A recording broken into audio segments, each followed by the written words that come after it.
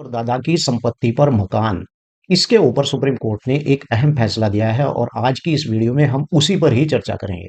और जानकारी करेंगे कि अगर आपका भी दादा परदादा की यानी कि आपकी पुश्तैनी भूमि है और उस पुश्तैनी भूमि के ऊपर आपने मकान बना लिया है या आपकी जमीन है पुश्तैनी भूमि के ऊपर या फिर आपका मकान है, तो सुप्रीम कोर्ट के द्वारा क्या कहा गया है। साथियों, मैं आपको बता दूं कि इसी मुद्दे को लेकर अधिकतर परिवारों में झगड़े चलते रहते थे। अगर कोई इस प्रकार की जो भूमि होती थी, मान लीजिए कि कोई भूमि है जो आपकी पैतृक संपत्ति है और पता चला कि 4 पीढ़ी तक आपके पूर्वज का नाम ही उस भूमि पर चला आ रहा है। खासकर वहां पर ऐसे मामले न्यायालय में चले जाते हैं और जब इस प्रकार का कोई मैटर न्यायालय में चला जाता है तो वहां पर आप देखिए कि बहुत साल लग जाते हैं इस प्रकार के मैटर को सुलझाने के लिए। सपोज मान लीजिए कि आपकी कोई भूमि है और उस भूमि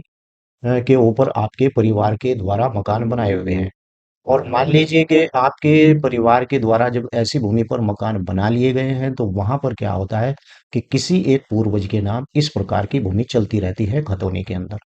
और वहां पर इसी खतौनी का नाजायज फायदा उठाकर परिवार के जो सदस्य हैं, जो लोग हैं, वो उसे अपना पूर्वज बनाकर यानी कि इस प्रकार से मुकदमे दायर कर देते हैं उन लोगों के खिलाफ जो उस भूमि पर यानी मकान बनाए हुए होते हैं या वो भूमि उसके घेर या किसी प्रकार के उपयोग में लाई जाती है। मान लीजिए कि सन 62 या 65 की चकबंदी के दौरान इस प्रकार की कोई भूमि थी और उस पर गांव के कुछ लोगों ने मकान बना लिया और बाद में मकान बनाने के बाद उसी परिवार का कोई उसके वंशज के नाम वो भूमि थी उठा और उसने न्यायालय में उनके खिलाफ मुकदमा कर देता है। तो आइए आज की इस वीडियो में हम विस्तार से जानेंगे कि अगर आपका भी इसी प्रकार का कोई मैटर है तो इस प्रकार के मैटर के ऊपर ऊपर सुप्रीम कोर्ट ने किस प्रकार का फैसला दिया है। मैं आपको बता दूं कि अगर आपका इसी प्रकार का कोई मैटर है तो सुप्रीम कोर्ट ने कहा है कि मात्र खतौनी के अंदर किसी पूर्वज का नाम या किसी व्यक्ति का नाम दर्ज होने का ये मतलब नहीं होता है कि उस व्यक्ति के पास उस भूमि का मालिकाना हक है। केवल खतौनी के ऊपर मालिकाना हक तभी होगा जब न्यायालय इस बात को तय कर देगा। मान लीजिए कि आपकी खतौनी के ऊपर आपका नाम है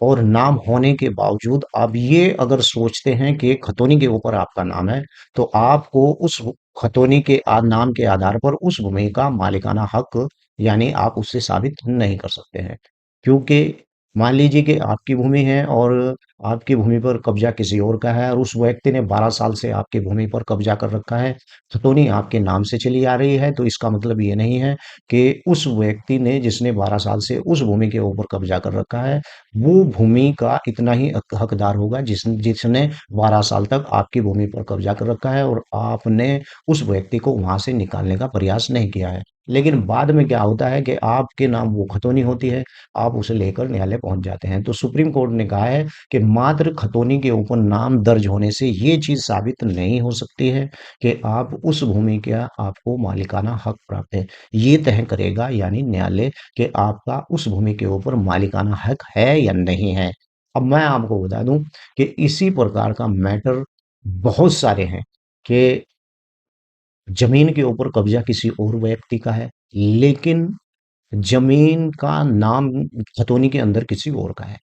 और पता चलता है कि जिस व्यक्ति का कब्जा है उस व्यक्ति ने उस भूमि के ऊपर मकान बना रखा है और 12 साल से उसका कब्जा यानी अस्थाई कब्जा है। लेकिन 12 साल के बाद आकर कोई व्यक्ति अगर ये खतौनी निकाल कर कहता है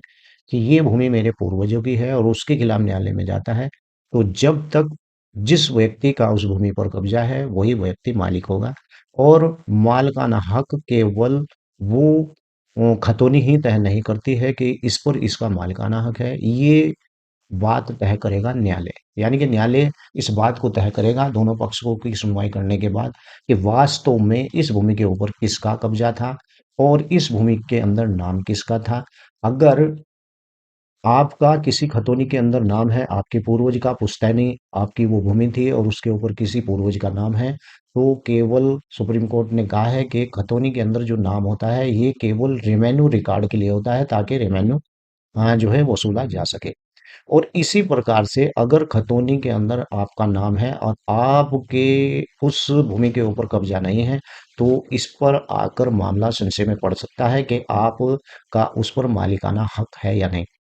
मालिकाना हक पाने के लिए आपके पास इस बात का होना ज़रूरी है कि जिस भूमि के ऊपर आप बैठे हैं, उस भूमि का आपके पास कब्ज़ा होना चाहिए, उसकी खसरा-खतौनी होना चाहिए और उसका पूरा रिकॉर्ड पुश्तैनी ज़मीन का ऐसा होना चाहिए कि आपके किसी पूर्वज ने उसकी कहीं रजिस्ट्री तो नहीं की, उसका नक्शा आपके पास होना चाहिए, खतौनी वगैरह जो भी डॉक्यूमेंट्स के अंदर आपके पूर्वज का नाम है। लेकिन सबसे ज़रूरी, अगर आपका उस भूमि के ऊपर कब्ज़ा नहीं है, तो आपका ये नहीं कहा जा सकता कि आपका इस भूमि के ऊपर मालिकाना हक है।